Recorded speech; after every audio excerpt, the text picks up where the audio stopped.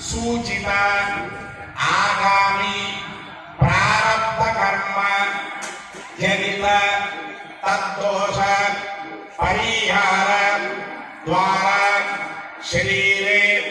संपूर्ण आरोग्य सिद्ध्यर्थम अपमृत्यु परिहार द्वारा आयुष्यादि वृद्ध्यर्थम मम गृहे महालक्ष्मी नित्य निवास सिद्ध्यर्थम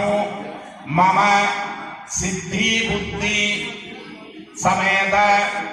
परसिद्धि विनायक स्वामी संपूर्ण अनुग्रह सिद्ध्यर्थम कार्तिक मासे इंदुवासरे प्रदोष काले श्री परमेश्वर संपूर्ण अनुग्रह सिद्ध्यर्थम कार्तिक दामोदर प्रीत्यर्थम अन्योन्य भक्त जन सहायेन